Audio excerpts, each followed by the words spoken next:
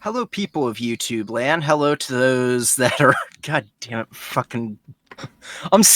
Leave this in here because, scuff, but like there's birds living in the upstairs air conditioner, and I'm hearing them in the background. We couldn't even get through 2 fucking sentences, dude. I'm sorry. No, it's all good. I thought it was my dog's chew toy. And I was about to tell him to shut up, but I realized it was the frickin'. Oh, I love it. I love it here. But anyway, hello, people of YouTube land. Hello to those that are part of Ted's Discord. Hello to the people who follow Ted and I on Twitch. And hello to whomever is listening to this on Spotify or wherever else we decide to put this on. I am Traductus. And I'm Ted. And this is the movie review podcast where we take a director's filmography and review each movie one by one and go over the background info over it. Ted gives a brief description of the plot, and then we talk about what we like and dislike about the movie. And afterwards, we rank the movies in the filmography. And today we are reviewing David Fincher, of course, and we are reviewing his second film, Se7en. And that goes into background. This one's going to be a little long. Yeah, I'm sure there's a lot, yeah. So, Se7en was released in theaters September 22nd, 1995, and Se7en had a budget of $33 to $34 million and had a box office return of $327.3 million, being a sleeper hit, and I think the 7th highest grossing film of that year. It's probably about right, yeah. But anyway, the idea of the movie came from inspiring scriptwriter Andrew Kevin Walker due to his culture shock experience moving to New York City in 1986 from suburban Pennsylvania. So right in the crack epidemic.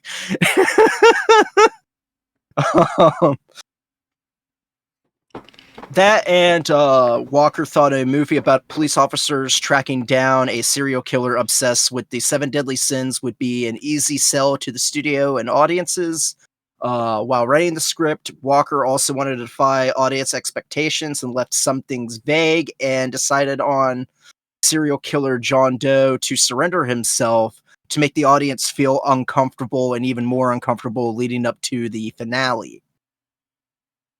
Originally, the Italian film company Pentafilm bought the script and planned for director Jeremiah S. Chechik to direct. And Jeremiah S. Chechik was the guy that directed Christmas Vacation. Oh, okay. That's a choice. I don't know what else he directed. I didn't look it up. I just thought it'd be funny if that's the only movie that he directed. Okay. Okay. It's not the only movie. It's not the only movie that he directed, but I just thought it'd be funny just to imagine that. Man, what we just watched versus Christmas Vacation is such a violent left turn. Dude. And when they picked Chechik, this was like right after Christmas Vacation. What the fuck? However, Pentafilm and the director wanted a different ending, so since they thought the original ending, spoiler alert, it's a downbeat ending, which, by the way, the ending in the original script is what we actually got, was too bleak, so Walker made a new ending with a showdown in a church. And to meet studio demands, ended up having to write 13 drafts of the script. However, by that time, Pentafilm was struggling financially and sold the script to producer Arnold Coppola, who took the film to New Line Cinema. Afterwards, Chechik left the project, and New Line Cinema approached director film Janelle to direct the film, who turned it down because he thought the story was too bleak. And then another person that they went up to was Guillermo del Toro, who also turned it down due to its harsh perspective. Del Toro would have been an interesting one. So thinking how kind of a downer, like halfway's down ending, like Pan's Labyrinth is. It kind of makes you think like this is, and the guy that wants to make At the Mountains of Madness on location in Antarctica, this was too bleak for him. Of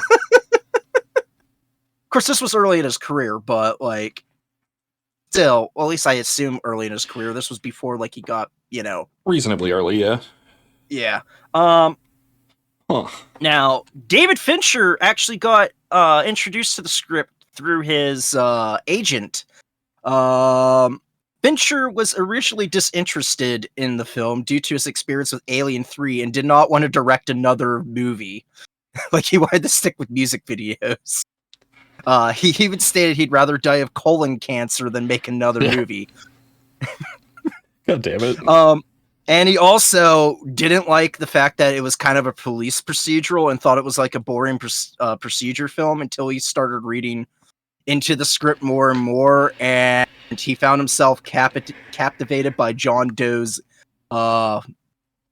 plan, stating that he found himself trapped in this kind of evil. Even though he felt uncomfortable being there, he kept going and reading.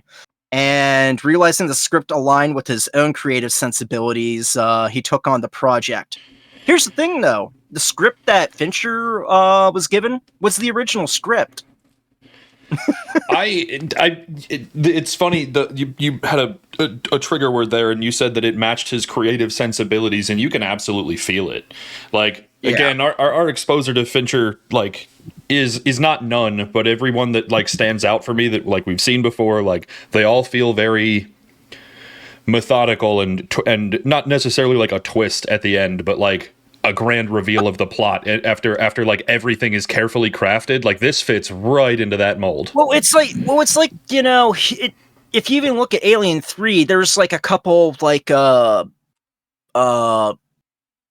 so much like it tries to avoid certain tropes, if that makes sense. Like, there's a lot of creativity in there where it keeps you guessing, and that's why you like the script. And he also liked the fact that it had like a downer ending, as opposed to like a happier ending where certain people who don't live in right the original script. That being said, Fincher found this out when he was given the updated script with the happier ending, but Fincher insisted upon the original script. And unlike Alien 3, where the studio like fought with him, the president of New Line Cinema actually agreed with Fincher, and they used the original script. Which brings me into casting. Brad Pitt actually wanted to take the role. He sought after it, the role of Detective Mills, in order to escape being typecast as a romantic lead character, and met with David Fincher and had to convince him to give him the part, since Fincher at first didn't think he was right for the role, just because previous roles. Yeah. Prior to this, two people that were approached for the part and turned it down were Sylvester Stallone and Denzel Washington. Which I could see Denzel Washington. Yeah, Stallone's just a joke. Denzel would have been good up until the ending. I think it's hard to write Denzel into that very bleak ending. The role of Detective Somerset, which that character is actually named after the author of the novel of Human Bondage, which was made into a movie that started Bette Davis's career. That role was proposed to Robert Duvall and Al Pacino. Both of them turned it down. Okay. And writer Andrew Walker envisioned William Hurt for the role, but Fincher ended up deciding on Morgan Freeman. And despite, giving the go-ahead with having Freeman and Brad Pitt, New Line Cinema was kind of like a little worried about the casting, because they felt like casting an older black detective and a younger white detective would be too derivative and similar to Lethal Weapon. Okay. Fair. I didn't make that connection because I think their personalities are kind of different, but now that you say it, okay. I think, but that being said, there was also modifications to the script to fit Pitt's and Freeman's acting style, as in, basically Brad Pitt being, his portrayal being a little bit more cocky, and Morgan Freeman's like dialogue was like, straight to the point, like how Morgan Freeman usually is when he's like giving dialogue. The role of Tracy Mills was at first offered to Christina Applegate, and she turned it down.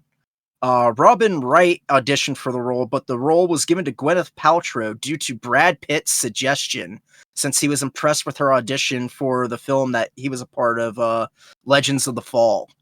Okay. And now we get to the casting of John Doe, the serial killer. And there's a few of these that are kind of funny, all right? The original actor that they wanted to play was Ned Beatty. Okay. Are you familiar with Ned Beatty? Mm-hmm. Okay. For those that don't know, he is best known for the film Deliverance. He's the guy that's attacked during the Squeal Piggy Squeal scene. And he's also lots of Toy Story 3. And they wanted Beatty because he had a similar look to the composite sketch of the Zodiac Killer. That's a weird way to pull that in, but okay, fine. Beatty, on the other hand, declined for the role because he thought the script was the most evil thing that he ever read. Valid. The more like hilarious person that they came up to was Michael Stipe of REM. What? Yes. What? Yes. What? I recognize it for the most part. It's a pretty limited part, and like the acting doesn't need to be like superbly over the top, but also, what the fuck? And the only reason why he had to turn it down was due to scheduling conflicts with him touring with REM. Jesus Christ. Other people that were approached were Christopher Guest, Val Kilmer, and Gene Hackman. All three of them turned it down. Arlie Ermey auditioned for the role, but Fincher didn't think he was a good fit, so he casted Ermey as a police captain. And it was Brad Pitt who ended up suggesting Kevin Spacey. However, Spacey was almost not cast for the role because he was too expensive. And they literally, like all the scenes that you don't really see Kevin Spacey are filmed with like a unknown actor. Okay. And it wasn't until like mid-production where they finally caved and brought in Spacey. Now, that being said, what was interesting was Kevin Spacey filmed all of his scenes in 12 days, and he also asked for his name not to be mentioned in the marketing and be omitted in the opening credits to keep the audience guessing who the killer was. That's fascinating. Yeah. Okay. Kevin Spacey, you're a monster, but that's awesome. Yeah. Yeah. Yeah. Gary Oldman was also offered a part in the film and turned it down, and the film also had trouble finding crew members to work on the film due to its dark subject. During filming, Brad Pitt insisted on doing his own stunts and broke his hand during an action scene. So to hide his injury, he would have to have his hand in his pocket in scenes prior to the chase, and the cast in later scenes was his actual cast after actually breaking his hand. Right. Nice. Right. What's also funny is that during the what did I ever write? Oh yeah, during the when they showcase like the sloth victim, which the SWAT team guy is played by like John C. McGinley. He's in like Scrubs. He's also in Platoon. Mm-hmm. He thought the body was like supposed to be like a mannequin and didn't know that the guy was going to be revealed to be still alive. So that was a genuine reaction of him being freaked out. Great. Great. And that's what I have for plot. All right. So I mean, not for plot, I meant background. Yeah. So, yeah, you can go into plot. God all damn right. it. So the idea is essentially that Morgan Freeman is approaching retirement. They bring in a new detective who's Brad Pitt to transfer in to kind of take over the role, and they walk into this serial killer case of someone killing associated with the 7 deadly sins. It's this whole big mastermind plot where the 7 deadly sins ends with the serial killer and Brad Pitt being the last 2 of the 7 deadly sins, which is really, really just well thought out. We'll get into that in a second here. Yeah, so it's like you said, it's not a cop procedural necessarily, but it's a cop procedural of trying to catch the serial killer. So yeah, there we go. It's kind of like how I explain it. It's like I guess I could describe it kind of like The Wire. I mean, they are kind of similarly shot, but like as in like it's a cop procedural, but not really. Right. Yeah. Like it's if you have to define it that way, yeah, but like it gives you the wrong impression if you just say that. So all right, I guess that brings us to likes and dislikes, yeah? Yeah. All right. I'm going to start with likes. I want to first talk about like the actual like production of the film. I think that the way that we've seen now in 2 movies, Fincher definitely doesn't give you a lot of background. Everything that appears on the screen is supposed to, and it's there for a reason. There's no filler. There's no nothing. Even when it happens slowly, you see everything you need to see, nothing more, nothing less. Even in camera shots where you just get like a solid colored background of a wall and the actor's face, there is nothing else. Even while doing that, I think that there are some like dingy, cheap apartments in New York, right? That like you like the set design is still good, but they don't make it a gigantic focal point. You can tell that it's cheap, it's dingy, it's beaten up, but without intentionally doing so. Like it feels very authentic in that sense, and then the camera work and the lighting just kind of like accentuate it perfectly. I think it's very good. I am in love with Fincher's use of lighting so far in both these films, and being familiar with a film that we're not going to get to until I'm trying so hard. We got another film before we get to Fight Club. All right, I'm trying so hard not to compare everything to Fight Club. It's so difficult. In terms of the actual like movie itself, I think that the way that the plot plays out is very methodical.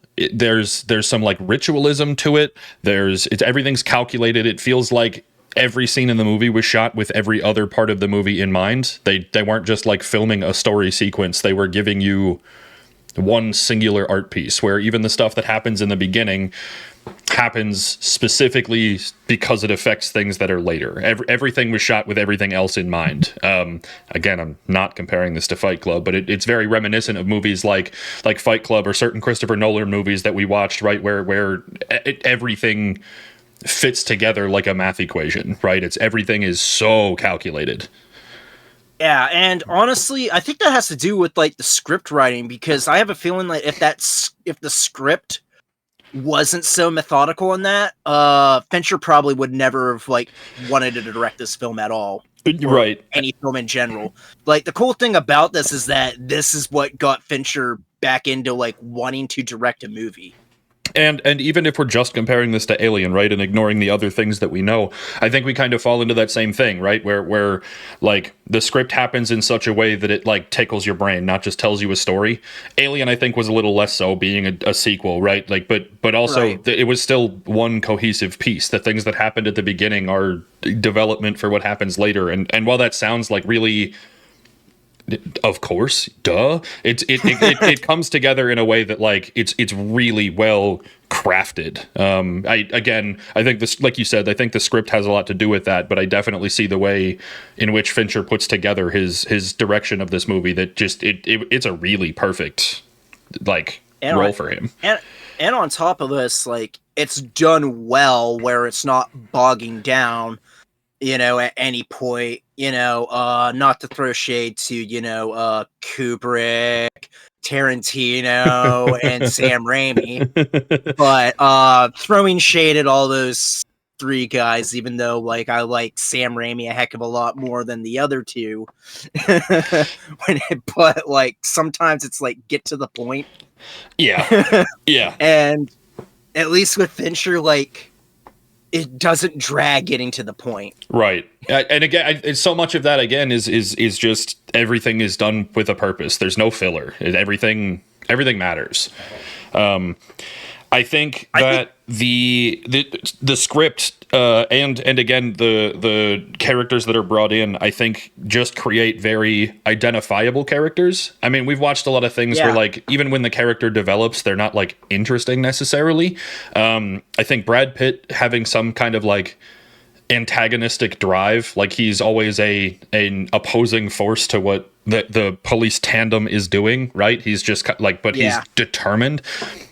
The dialogue used, the action used, and honestly, Brad Pitt's spunk, right? Like, pushes into that character, which just makes it like a super unique character. I think similarly, the fact that he gives like a huge emotional performance throughout the entire thing foreshadows that he ends up becoming like the Sin of Wrath, right? Which is really like crazy to really kind of pick up, like how that ends up being like from the get-go and like the beginning. Right. And I think too that like even Morgan Freeman's character, right, which admittedly for this movie is less so, like, still important, but not like the drive for the, like, he's certainly not the gas pedal for this movie. Even then, everything is a very like cold, dismissive, like the world has beaten him up kind of thing, and then creating that partnership between Freeman and Pitt is fantastic. I think Gwyneth Paltrow being as for as little as she's in this movie, being like that level of like curious, fearful, whatever, right? I think makes her a great cast. I think that, again, Spacey, monster, but hell of an actor. I was gonna say, and even that like that like boyish smirk kind of an emotion, right? Where it's like, oh, you thought you were better than me? I'll show them, without being a condescending prick about it. Like there's something like higher power driving him kind of thing, right? Like, I think the execution of this script, I think, is phenomenal. Yeah, absolutely. Especially the fact of the matter is that you're kind of always guessing like who the fuck the killer is. Because like until like it's until like Kevin Spacey calls them on the phone, it basically could be anybody. Like that's probably not Morgan Freeman. It could probably be Brad Pitt. There's times where you're just kind of thinking maybe it might be Gwyneth Paltrow, for fuck's sakes, like because like the cast is so limited that when like the killer doesn't show up until like in the last half of the movie, not in the last half, but like last third. Yeah, it's not a lot of time at all. So like it just like once you finally when Kevin Spacey shows up, you're just like yeah, I also appreciate the payoff's pretty damn good, and I appreciate the creativity of that execution too. Like you mentioned as you were doing cast, I give some credit there to Spacey for not like revealing the whole thing, right? But like the entire movie feels like you're chasing a ghost, right? When you go watch fucking Law and Order or something, right? You know that once you've seen 10 minutes into the episode, you've already met the killer, and it's just figure out who it is, right? Like, or it's like, oh hey, here's this famous actor. I bet you that's the killer, right? Like it's placed in front of you that like the twist is somebody we knew and trusted became a bad guy. Like that's crazy, right? This one is very much you're talking yourself into anyone could do it, and then it's none of them, and it's someone even more evil who makes things even worse, right? Like the execution of that is just phenomenal. And I think that even then, like when you get the quote unquote foreshadowing of the journalist running into Brad Pitt on the stairs, right? Like yes, that's your moment. You have in fact met the killer, but it feels just so focused on Brad Pitt that even though, again, Fincher's going to put it in front of you because it matters, right? If it's there, it's on purpose. It's still not even something that you pick up on because it's just so well crafted. I will say another thing. For the most part, I'd say like the first two killings and stuff.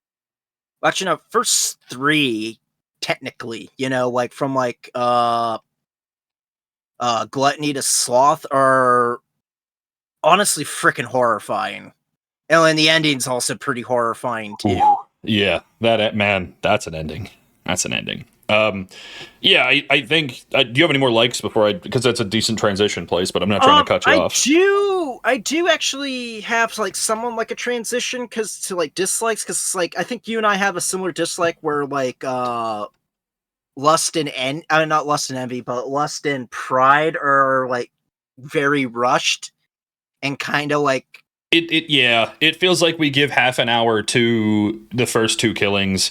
Admittedly, Spacey gets on the phone and says my schedule has changed and suddenly everything feels rushed, but there's just for was it sloth or was it gluttony that it was just there's a dead guy in the bed and he happened to be fat, and that was all they gave it.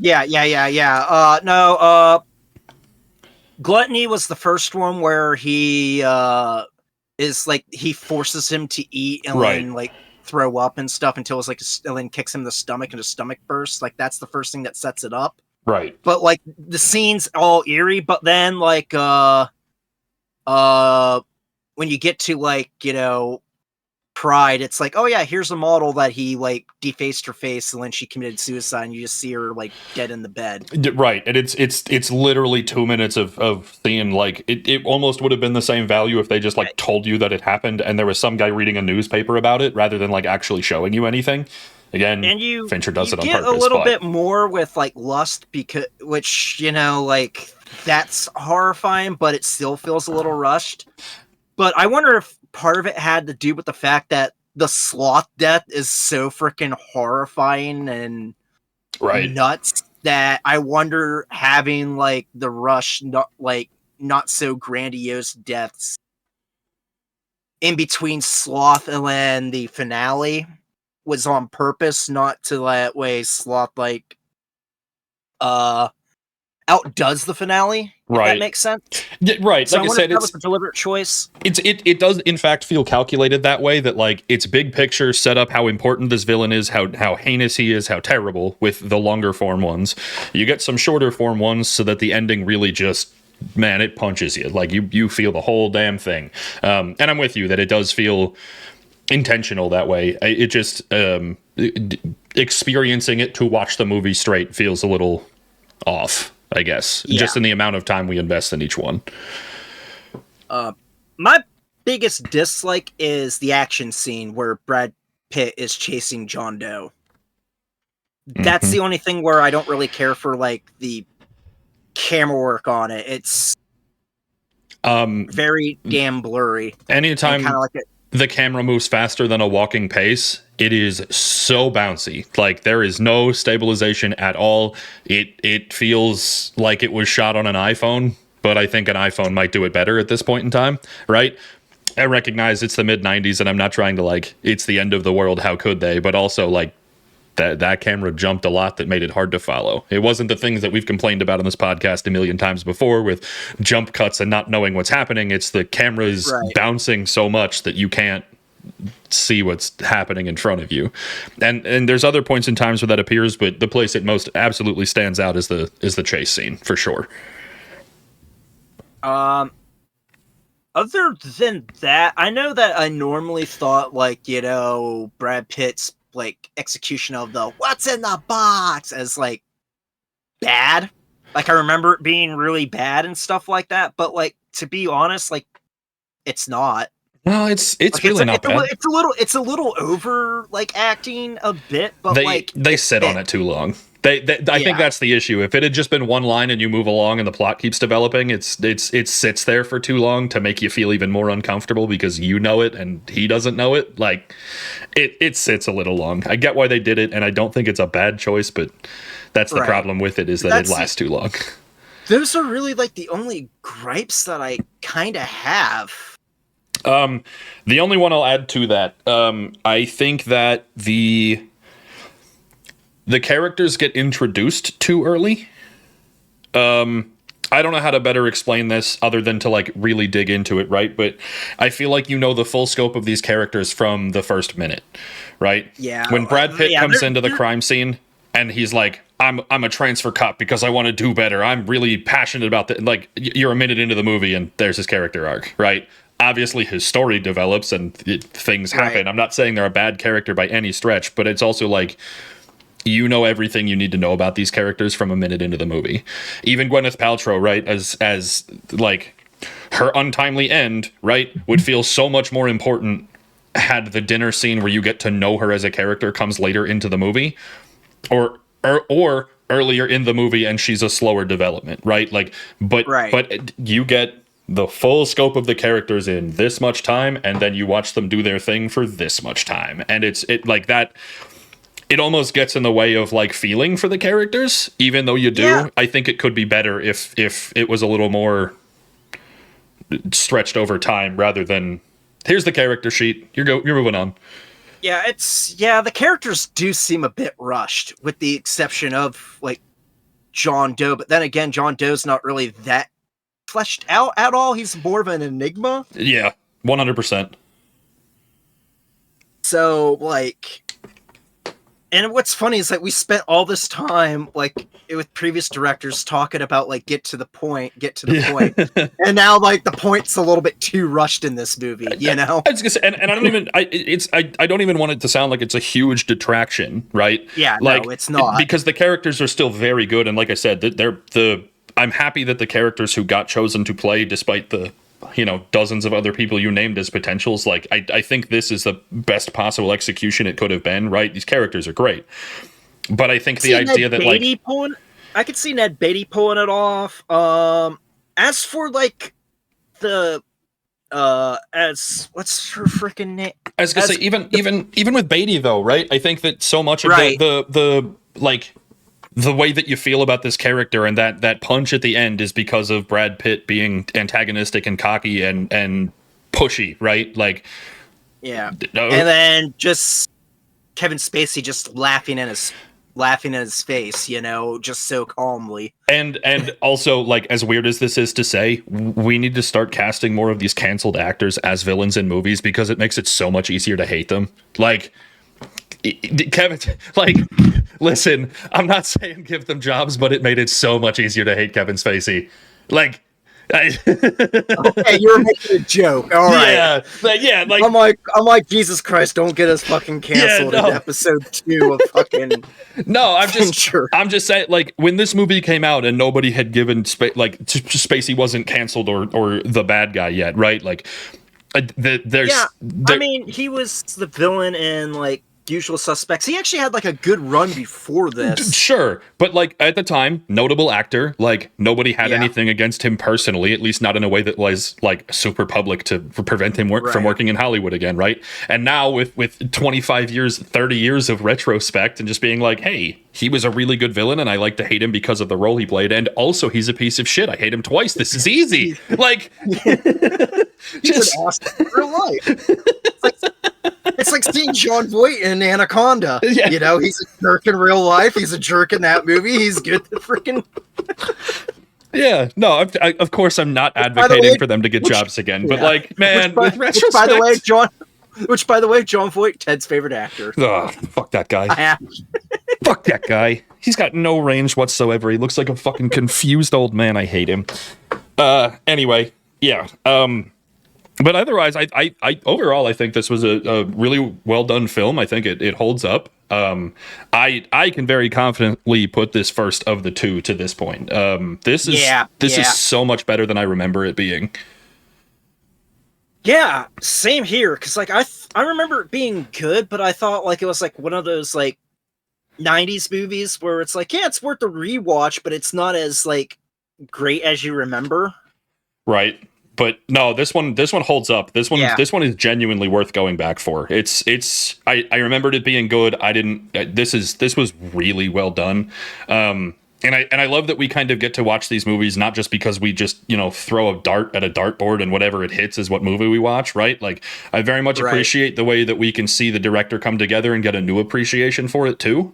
Even in the directors, what we haven't liked, I've enjoyed that element of it. But coming back to watch Seven with the intent of we're doing all of the Fincher films like this, I think it added something to this. I think it was very cool. Yeah, especially since especially since this is kind of like a Christopher Nolan thing where he knows what he wants to do with this craft, and it's nice that he's actually further developing it and perfecting it. Yeah. If that makes sense. Yeah. Although I will say that the tropes of Fincher so far with filming and lighting are a lot less annoying than the time jump for time jump's sake with Nolan. Fair. But, it's kind of like the cool visual style of Sam Raimi, but not taking forever to get it consistent. If that makes sense. Yeah, this one I'll say, compared to those other two that you mentioned, right? I think this one dials it in a whole lot faster, right? Like, we had watched 4 or 5 Nolan films before we really felt like, okay, nope, he's mastered it, he's got it, right? Even with Memento, which I think still holds up and is a very good explanation of what Nolan does, right? It still felt like there were tweaks he needed to make to perfect it, right? With Raimi, he got it during Evil Dead, but before he could get it, I was gonna say before he could get it consistently and make a movie that felt like a Raimi piece took 5, 6, 7 movies, right? I feel like we're at number 2 for Fincher, and we're dialed, dude. Right in the sweet spot. I think the only person I could think of that really has done this is maybe Tarantino. And even then, I think that Tarantino was working with the storytelling more than the craft of his own movie. Right. That I think that's an easier medium. Again, I'm not making movies of my own. Don't let me be the definitive voice of this by any stretch of the imagination, right? But Tarantino had the art of the storytelling down in number 1. It was just a different story before he started recycling his stories with other titles. But yeah, no, this one absolutely feels like Fincher gets handed a script, he makes it his own, and he's dialed in. This feels quintessential for having only watched 2 movies. It's a weird word to say, but it's there. It's there. All right, well, that covers us for rankings, I think. Unless you got anything else, I think that wraps us up. No, that wraps us up. The next episode that we're going to be watching is The Game. Perfect. Which, by the way, you just lost the game. Fuck, not again. I wish there was a way to win the game. You lose every time. If you think about, hey, I won the game because I haven't thought about it, you lose it by thinking about the fact that you won and you lose again. It's a ridiculous premise. I hate losing. Anyway, you win by not playing. but you're playing. When you say you lost the game, you thought about it too, and that means you lost, by default. Yeah, but then you reply, I was never playing, so... But you thought about it, which is the only thing that you have to do to participate. So you're playing the game and you're losing the game. Anyway, we're moving on. I could get lost in this trap forever. It's the perfect way to lose everything. I'd laugh if that movie's where it frickin' starts. Anyway, thank you guys for watching. We appreciate you. As Stallman said, we're watching The Game next week. You can check out the rest of the YouTube channel for all of the directors that we've previously mentioned, as well as the Bond franchise. And God, we've got to be pushing 100 movies at this point. We got to be close. I'll have to go back and double check, but yeah, we're pushing it if we're not there already. So plenty of content there. There's also Amazon purchased the rights for Bond, so who knows what the fuck that new one might be coming out. I'm honestly scared because any ones that aren't made by Eon Films weren't that great. Yeah, plenty of other content to check out too. You can find all of that on the rest of the YouTube, as well as both of us streaming on our independent channels. Stallman, both of us on Twitch. Stallman at Traductus, myself at Ted Green Eagles. Thanks as always for watching, and we will see you here next week. See ya.